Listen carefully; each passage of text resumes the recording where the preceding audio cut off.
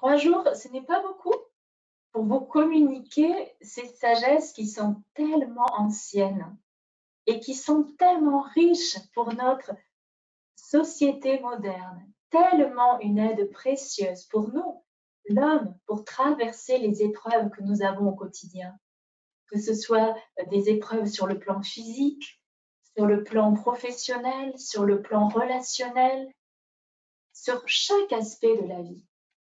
Alors, qu'est-ce que le Tao? La première chose qu'il faut comprendre, c'est que l'enseignement que Dr et Maître Zhi Gang Sha nous apporte sur le Tao, ce n'est pas la religion du Tao. Ce n'est pas un enseignement religieux. Par exemple, on pourrait penser, ah, c'est du taoïsme alors. En fait, non. En chinois, il y a 2 mots pour exprimer les enseignements du Tao. Il y a le mot Jia Dao. Alors, je vais l'écrire au tableau. Ça va vous aider pour ensuite peut-être partager avec vos amis tout simplement vos connaissances, les enseignements que vous avez reçus ce week-end. Donc, en chinois, il y a 2 mots pour expliquer les sagesses anciennes du Tao. Il y a un premier mot qui s'écrit donc comme ça, Jia Dao. Donc, Jia, ça se prononce comme ça s'écrit, Jia, Dao ou Tao. En anglais, on dit Dao, donc Tao, Dao. Jia Dao, ça veut dire, Jia, ça veut dire la source. Tao, du Tao. Donc, Jia Dao veut dire la source du Tao, c'est-à-dire d'où vient le Tao. La source du Tao. On pense à une fontaine, on pense à une source. D'où vient le Tao? Ça, c'est Jia Dao. Il y a un autre mot qui s'écrit comme ça, Jiu Dao. Jiu Dao, c'est la religion du Tao. C'est la religion du Tao. Le mot veut dire l'ordre. Vous savez, l'ordre dans le sens, l'ordre créé par l'homme. C'est-à-dire cette notion de, il y a un ordre, il y a une institution, voilà, c'est probablement la meilleure traduction en français, l'institution dans le sens religieux, donc du Tao, Jiu Dao. Jiu Dao donne naissance au taoïsme. Donc avec tous les prêtres, c'est des prêtres, on les appelle des moines, des monks, donc des taoïstes masters,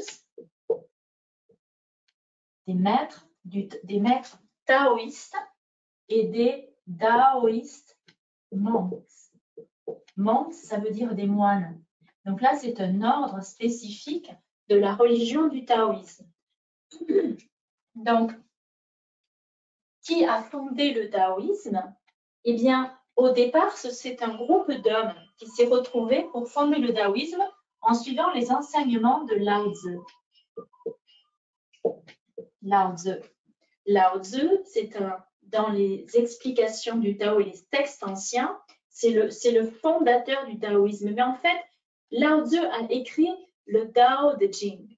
Le Tao Te Ching, c'est l'ouvrage de référence en taoïsme, c'est le livre de la vertu, c'est-à-dire le livre des lois de l'univers, c'est-à-dire l'explication de pourquoi on est là et où on va, d'où on vient et où on va.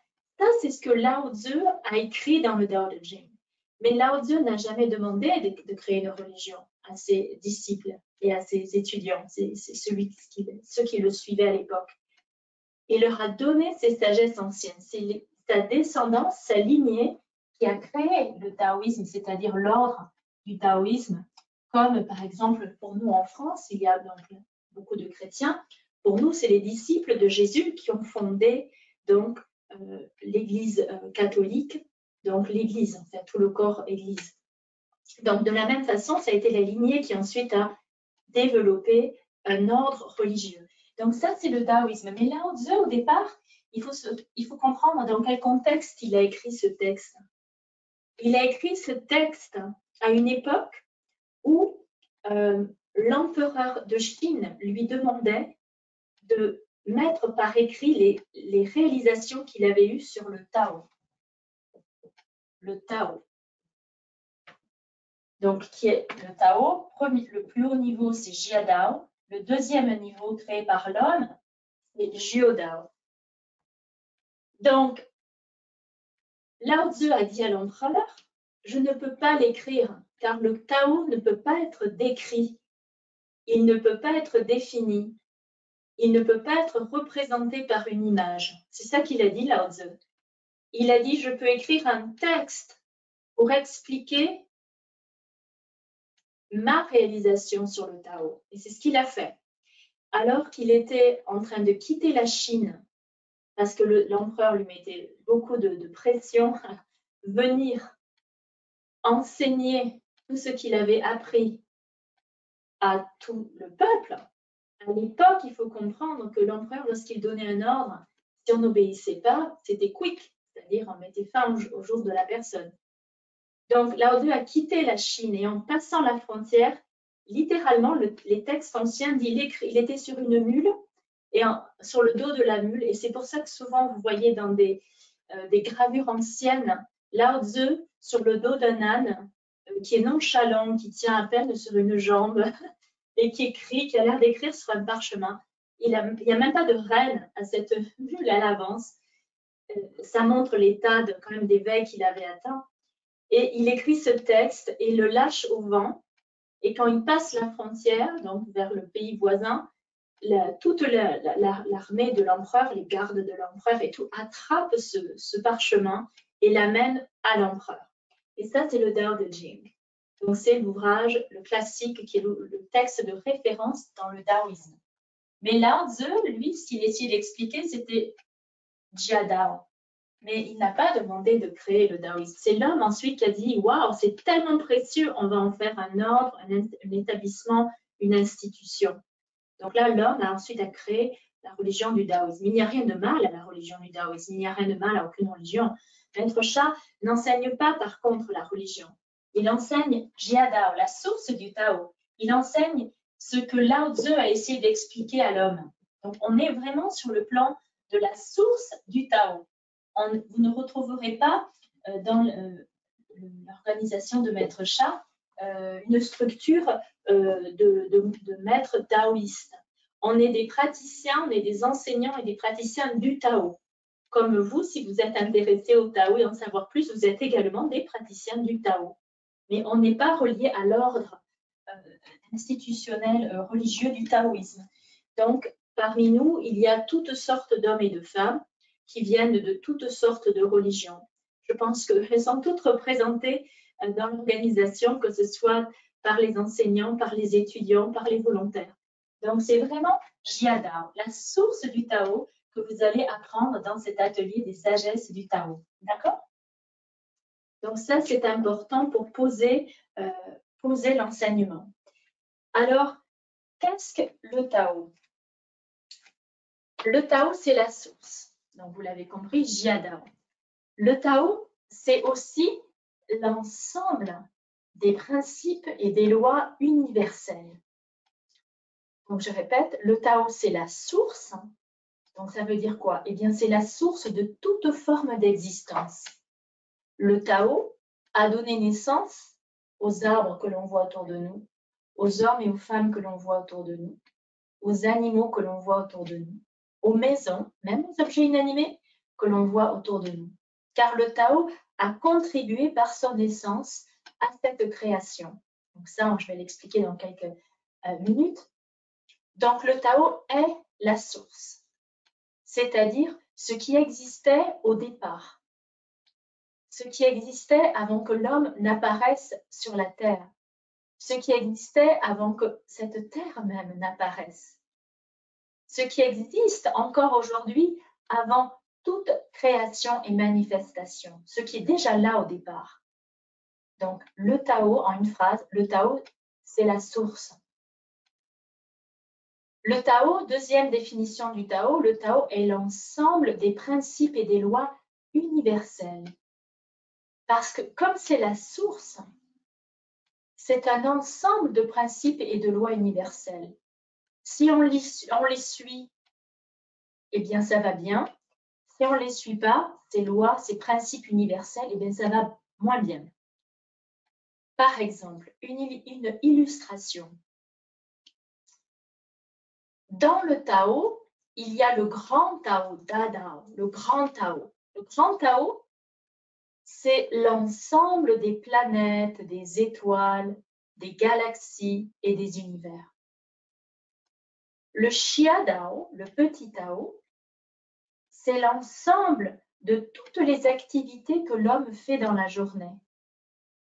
On se lève, on se brosse les dents, on prend notre douche, on se prépare un petit déjeuner, on mange, on va travailler, on conduit la voiture, hein, on va prendre le métro, la bicyclette, peu importe. Toutes les activités que l'on fait dans notre journée. C'est le Xia Dao, le petit Tao. Il est présent dans chaque chose que l'on fait. Pourquoi? Parce que le Tao est présent dans toute forme d'existence. L'homme a une existence, l'animal a une existence, la nature, les arbres, les fleurs ont une existence, mais une activité a aussi une existence. Dormir même a une existence, c'est une activité, dormir. On se couche et on récupère, on régénère. Une existence a un début et une fin.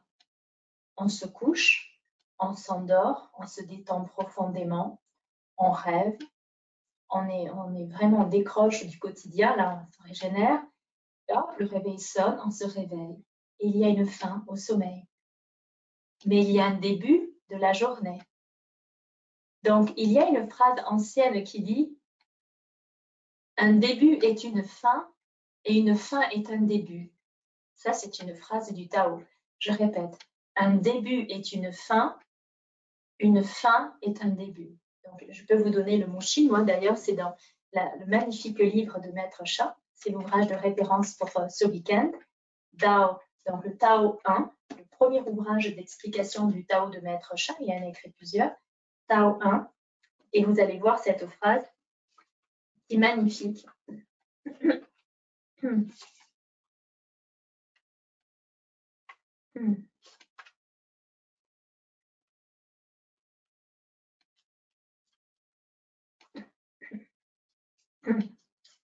Zhong Wei She, She Wei Zhong. Donc, ceux qui ont le livre, c'est à la page 20.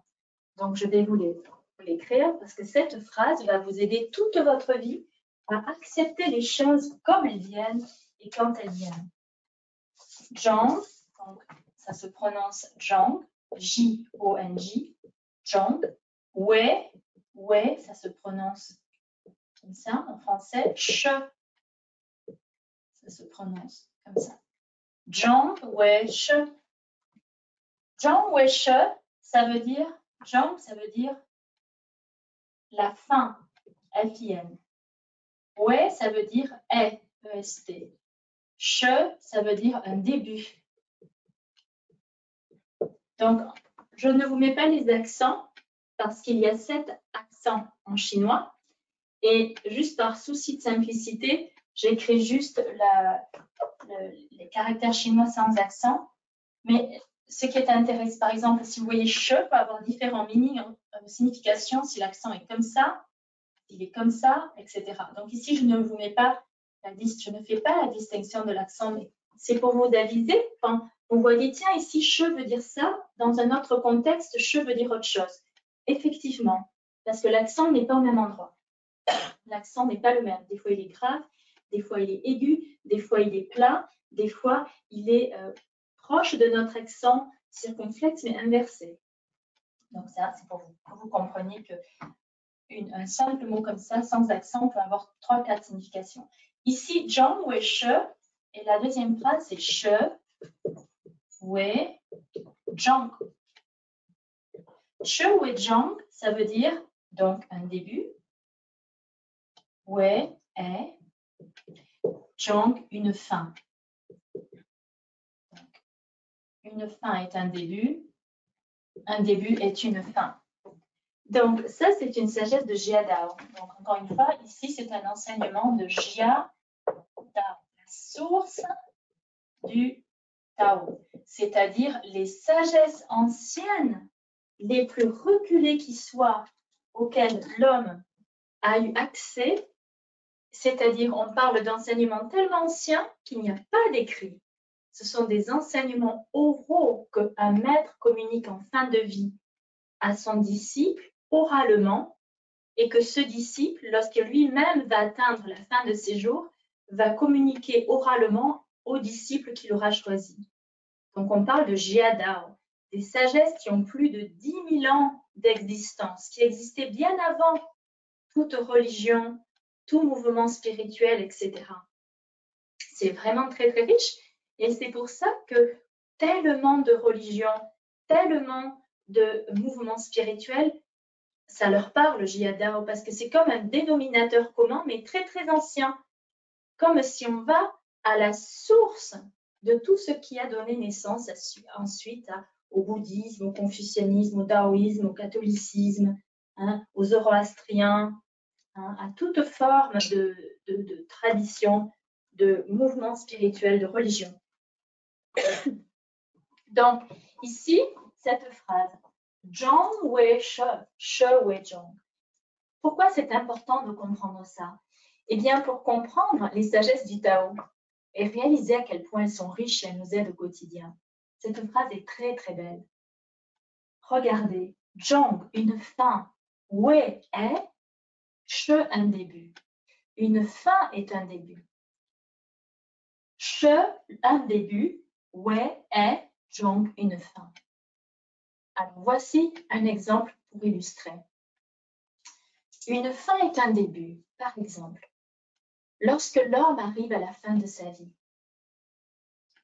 tout le monde est autour du lit, la personne est en train de décéder, on pleure, on se dit « Oh, ça y est, on ne va plus le voir, il va nous manquer, etc. » C'est une fin.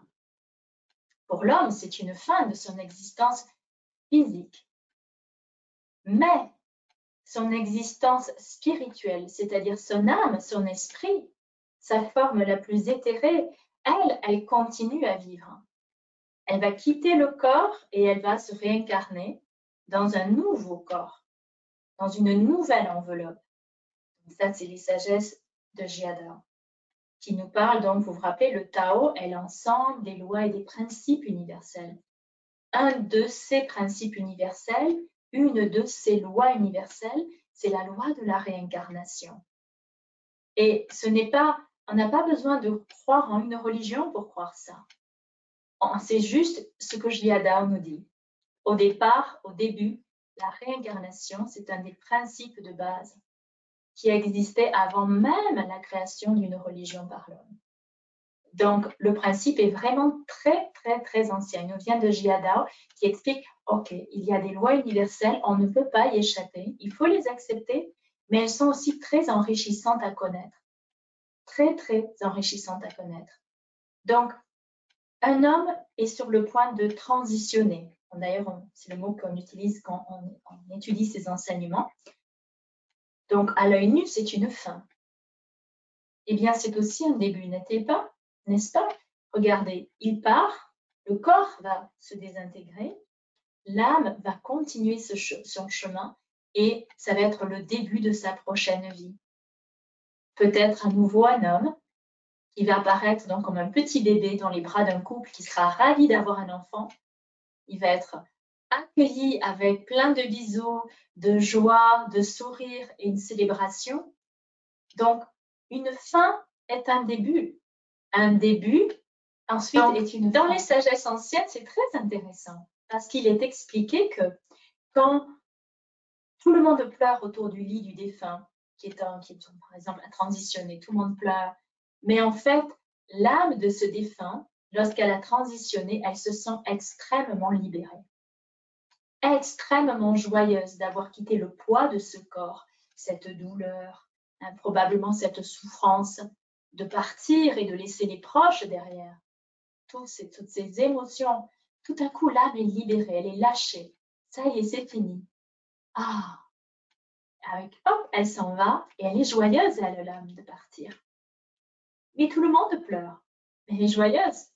Et elle arrive, toute dans sa prochaine réincarnation, un beau petit bébé, et là, c'est autour d'elle, tout le monde joue à la joie. et le bébé il pleure. N'est-il pas intéressant? Le bébé il pleure parce que c'est une souffrance physique, un stress pour le bébé de venir au monde. C'est pas facile, ni pour la mère, ni pour l'enfant. Il y a un stress quelque part de venir, de sortir, de naître. Donc, n'est-il pas intéressant ce clin d'œil qui nous montre, c'est vrai qu'un début est une fin est un début.